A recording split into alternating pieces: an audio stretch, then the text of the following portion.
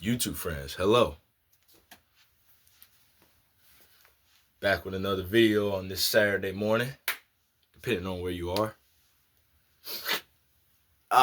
Dude, I don't know about you, man, but I've never had allergies before, man. Out of my whole 25 years of being on this planet, I never had allergies until now. And it was pretty bad, bro. It's like I had an allergy attack, bro. And it lasts for like 2 weeks and some change, bro. It's just like, oh no. But I'm feeling much better now. I did kind of wake up with watery eyes. My eyes can feel like dry or something. But thanks for tuning in. Comment, rate, subscribe. And yes, I'm kind of having a bad hair day, but who cares?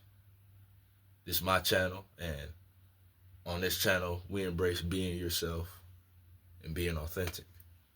So let's get right into this video. This video is a book review on this book here. This is an excellent read, man. This is probably one of the best self-improvement books or self-help books I've read, man.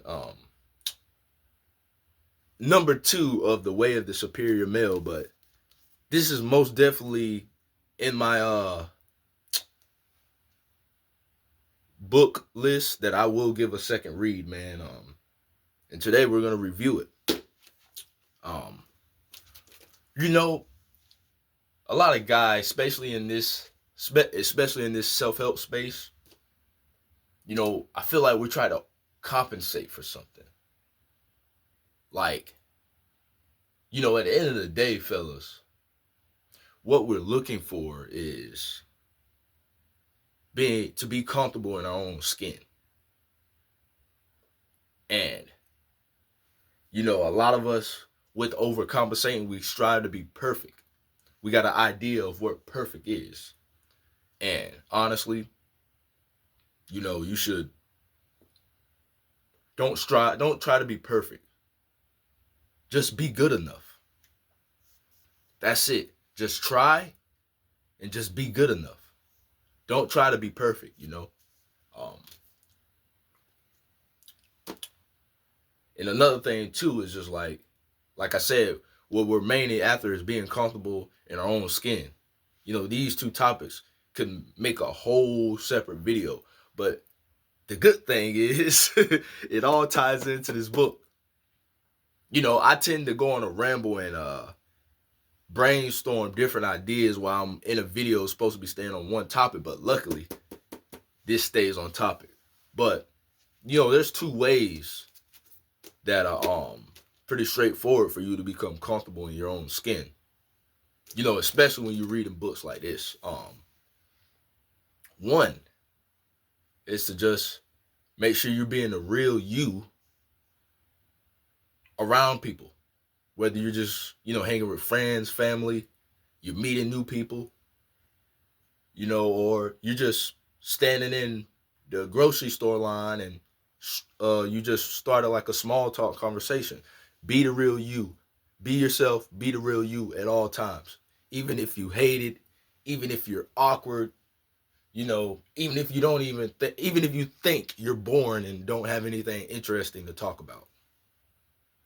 That's one way to be comfortable in your own skin. And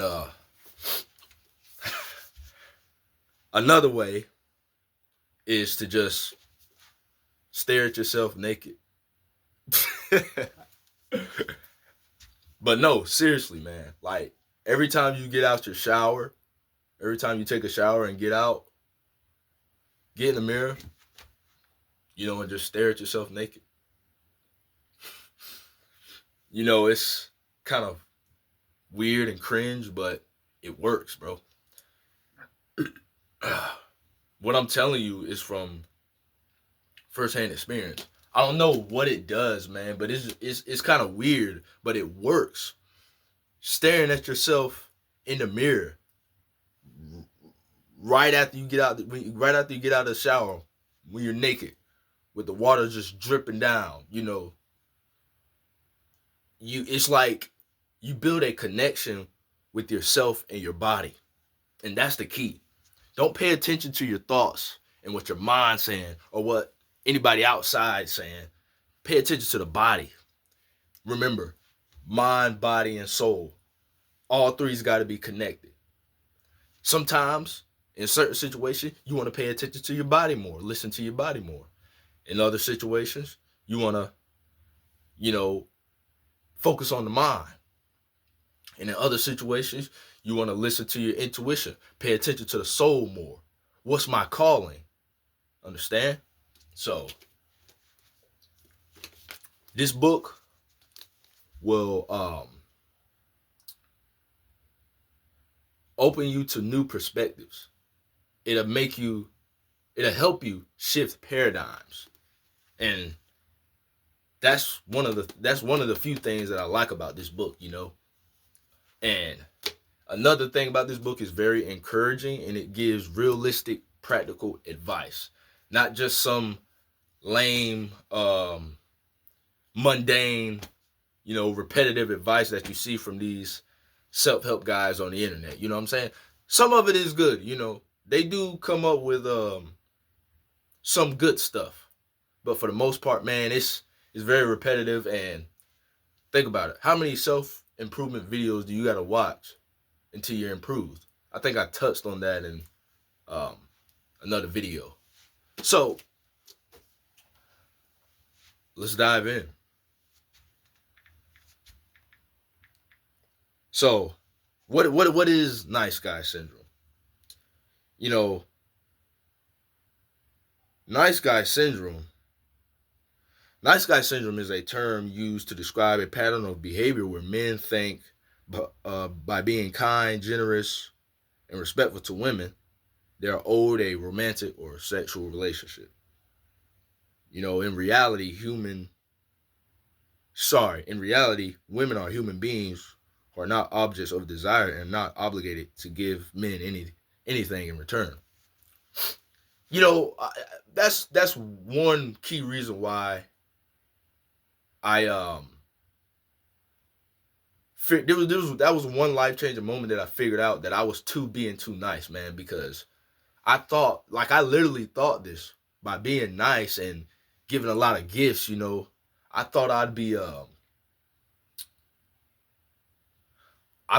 get like the girl to like me, or to be romantically interested in me, or just straight up. I thought by being nice and giving her gifts and showing her that I really liked her, that'd get her to have sex with me. Like, I honestly thought that. I genuinely thought that. And being a nice guy, I can see why it's weird to women, bro, because it's like, you're not entitled to a relationship or sex. I'm speaking to the young men out there. You're not entitled. They don't owe you nothing. You don't owe them nothing.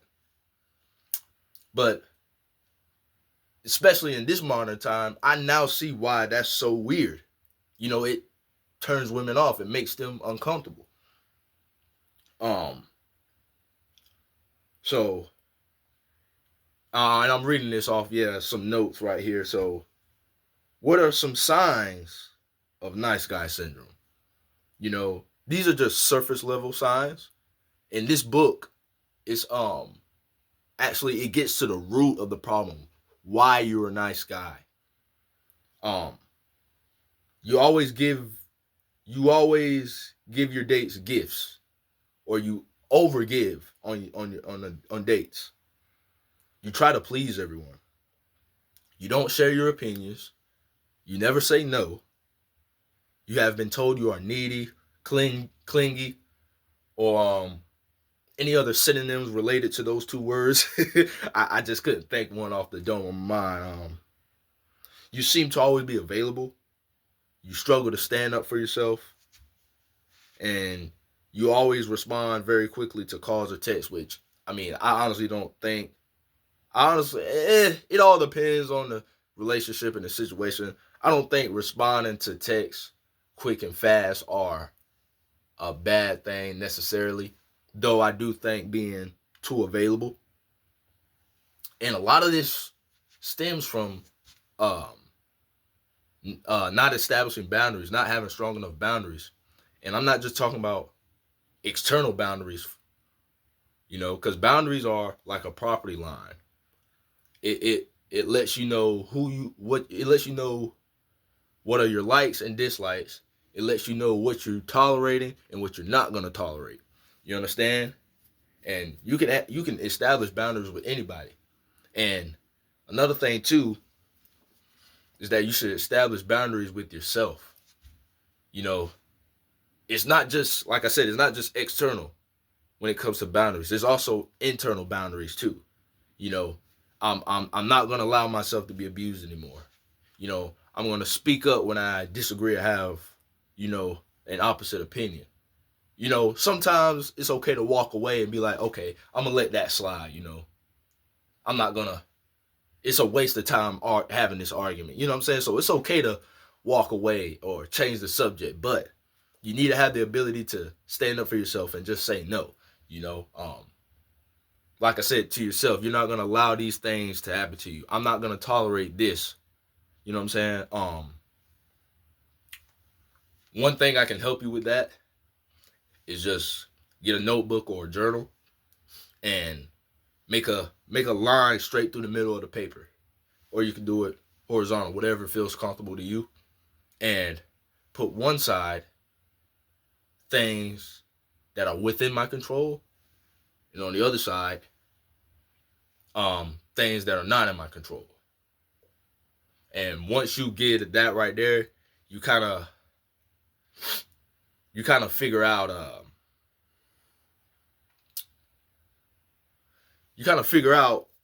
where you need to establish boundaries, and how you want to solve your interpersonal relationships. And one thing I noticed too is that people pleasing stems from parent pleasing. When we were young, we were probably in some sort of relationship, or how am I trying to say it? Some dynamic of where we always had to please our parents, and if we didn't get the approval from our parents, or if we didn't please our parents, we basically got punished for it, disciplined for it, and that's where it stems from. So, first of all, the way to get over it is to forgive them. Forgive yourself for your past mistakes and for your ignorance or not knowing, but also forgive your parents too, because they just did the best they can, the best way they know how, and they weren't perfect. And like I said, for their lack of knowledge, forgive them for it. But also too, standing up to your parents. Ask yourself this question: if there were no consequences for what I said, how I spoke, and how I act around my parents, what would I do differently? Ask yourself that question. And once you figure out the answer, that's the solution to living a authentic and a life that's truly yours. Being real, being your true self, fully. You know what I'm saying? And that's another thing I want to talk about. When you read these self-help books, don't feel like you gotta change who you are. No. Change in your life is gonna happen, but that it takes time. It happens in the future, man.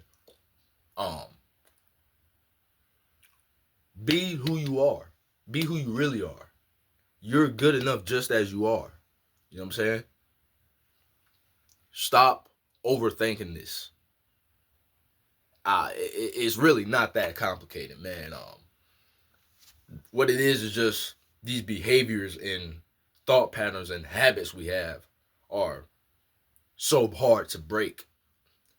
But I realize growing and finding a solution to these problems is basically learning about it, gaining the knowledge about it, and building awareness, about it, and noticing when you have these thought patterns or behavior patterns and catch yourself when you do. You know, and it's all comes from within. So you would know when you need to do something. Like you'll feel it here in the gut. You so trust your gut feeling. You know, what else? Like I said, Dr. Glover really hit it on this one, man. And I'm just gonna give this a second read. You know, No More Mr. Nice Guy is about being a man, not a manipulator. It is about being our genuine selves, not pseudo selfless. It frees the women we love to trust us and respect us rather than fear us and suspect us. It is for every man who does not want to fear commitment out of fear of losing himself.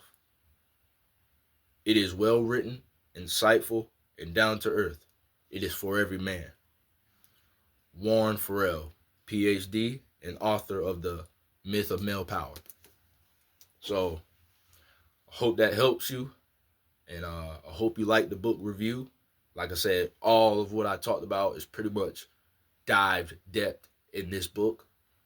So, please get you a copy, and thanks for watching.